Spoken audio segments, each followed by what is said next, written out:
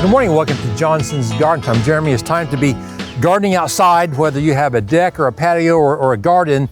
Most people will have some type of a container garden in their area, whether it's vegetables, herbs, or combination, or just flowers. You know, we've got some pre-made combination planters here that and have many different varieties in the stores. If you want to just come in and pick something up, set it on the patio, kind of forget it through the summer, that's one way to do it. But you've got just a huge selection of different annual flowers in the stores right now that people can put together their own combination planters of mostly annual plants. You can use some perennials in there, but annual plants, just such a wide variety of things that we can use to put together a combination planter. Let's talk a little bit about maybe some design principles on these, but then also let's talk about some cultural things that we can do to ensure success. Okay, so kind of the old adage when looking at container design is you want a thriller, a filler, and a spiller. So you've got a thriller, a kind of an impact item, some plants as a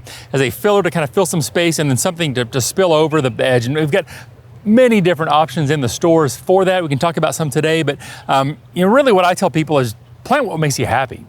Put together a container and plant it and enjoy it. If you like the color of something or that growth habit in that, and you put 2 or 3 different things, something's going to do very well in that area. That's right.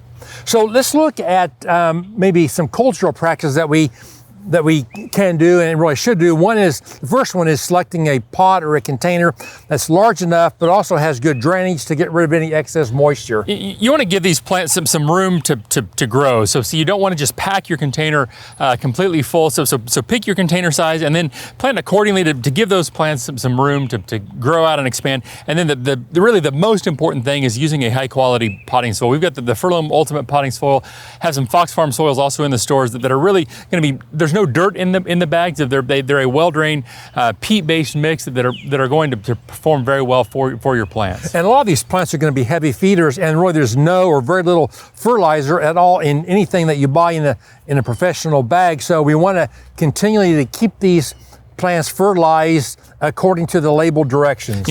I like to use the start and grow at planting time, just really a good basic kind of 2-month feed for the plants. But if you're planting flowering plants, I like to use something like the Furlome Blooming and Rooting in 958-8 high phosphorus plant food. That's really going to help keep the flowers going on the plants. All right, come see us at our garden centers. We can help you select something for your container. Thanks for watching, and we'll see you next time.